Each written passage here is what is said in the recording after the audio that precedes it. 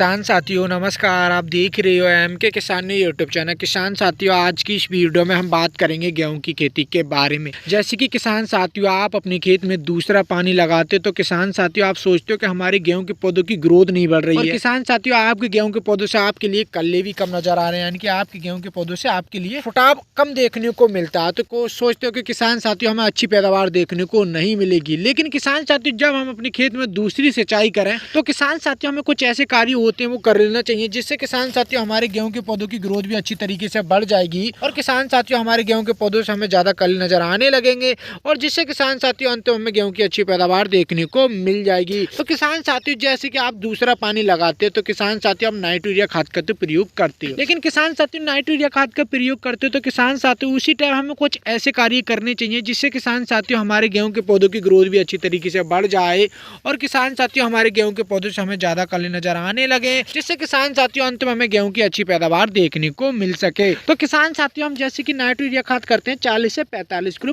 प्रति एकड़ के हिसाब से। किसान साथियों के साथ में हमें एक खाद और का प्रयोग करना चाहिए, जैसे कि किसान साथियों आपके खेत में कोई भी छोटे मोटे खरपतवार हैं या किसान साथियों कोई भी फंगीसाइड है यानी कि रोग है, रोग क्षमता को बढ़ा देता है, यानी हमारी गेहूं की फसल के लिए रोग क्षमता के लिए लड़ने से बढ़ा देता है। किसान साथियों जैसे कि हमारी सल्फर आती है 80% ले लो या किसान साथियों आप 90% ले सकते हो। तो किसान साथियों 4 किलो से 5 किलो प्रति एकड़ के हिसाब से हमें ले लेना चाहिए, जिससे किसान साथियों क्या होता है, जैसे कि हमारे खेत में कोई छोटे खरपतवार होते हैं किसान साथियों उन्हें कंट्रोल कर लेता है और जैसे कि किसान साथियों हमारे पौधे के लिए रोग प्रतिरोग से यानी कि लड़ने की क्षमता बढ़ा देता है। जैसे कि किसान साथियों कोई भी हमारे हल्के फुल्के रोग आते हैं उन्हें लड़ने से हमारे पौधे के लिए एक अच्छी क्षमता बढ़ा देता है। तो किसान साथियों जो हमारी सल्फर 4 केजी से 5 केजी प्रति एकड़ के हिसाब से हमें ले लेना चाहिए। जो हमारी 80% हो या किसान साथियों हमारी 90% हो उसे हमें ले लेते हैं। तो किसान साथियों इसको हम नाइट्रोजन खाद के साथ में प्रयोग कर लेते हैं। और किसान साथियों जैसे कि आपकी फिर भी गेहूं के पौधों की ग्रोथ नहीं बढ़ती, यानी कि आपका गेहूं का पौधा ज्यादा ही कमजोर आता है नजर आता है और किसान साथियों आपके गेहूं के पौधों में पीलापन भी नजर आता है, जैसे कि हमारी गेहूं की पत्तियां पीली पड़ जाती हैं, गेहूं का पौधा पीला पड़ जाता है। तो किसान साथियों फिर हमें एक कार्य और करना चाहिए, जैसे कि किसान साथियों उसे हमें स्प्रे के रूप में प्रयोग करना चाहिए। जैसे कि किसान साथियों एक हमारी एनपीके 19-19-19 आती है, किसान साथियों इसको अगर हम प्रयोग कर लेते तो किसान साथियों क्या होता है हमारे गेहूं के पौधे के लिए एक अच्छी ताकत मिल जाती है, यानी कि हमारा गेहूं का पौधा अच्छी तरह से ग्रोथ करने लगता है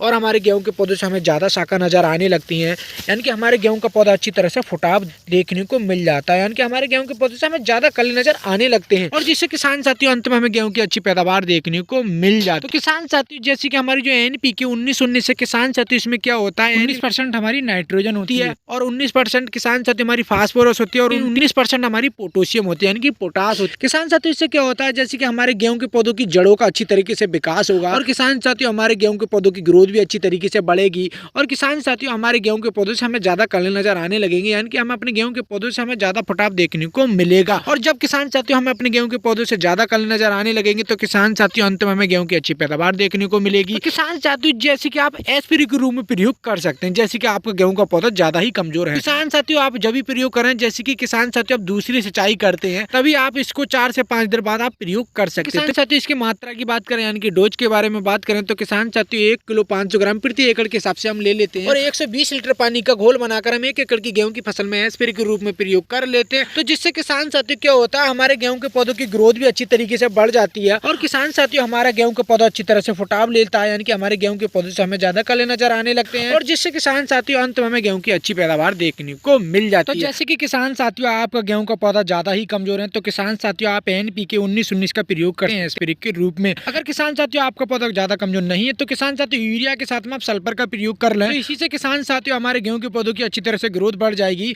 और किसान साथियों हमारा गेहूं का पौधा अच्छी तरह से फुटाव ले लेगा और जिससे किसान साथियों अंत में हमें गेहूं की अच्छी पैदावार देखने को मिल जाएगी। तो किसान साथियों जैसे कि आपके गेहूं के पौधों की अच्छी तरह से ग्रोथ नहीं बढ़ रही है और आपका गेहूं का पौधा अच्छी तरह से फुटाव नहीं ले रहा, तो किसान साथियों आप इस समय इस खाद का प्रयोग कर लेते हो तो जिससे किसान साथियों क्या होगा आपके लिए अंत में गेहूं की अच्छी पैदावार देखने को मिल जाएगी। तो किसान साथियों ये जानकारी आपके लिए कैसी लगी, मैं आपसे उम्मीद करता हूँ ये जानकारी आपके लिए बहुत ही ज्यादा पसंद आई होगी। तो मेरी वीडियो के लिए लाइक करना हो, ज्यादा से ज्यादा शेयर करना हो, जो मेरे यूट्यूब चैनल पर नए हैं वो मेरे यूट्यूब चैनल सब्सक्राइब कर दें, पास में बेल की घंटी को भी दबा दें ताकि आने वाली हर वीडियो की नोटिफिकेशन आपके लिए पहले से पहले मिल जाए। किसान साथियों आगे मिलते एक नई वीडियो में। नमस्कार किसान साथियों।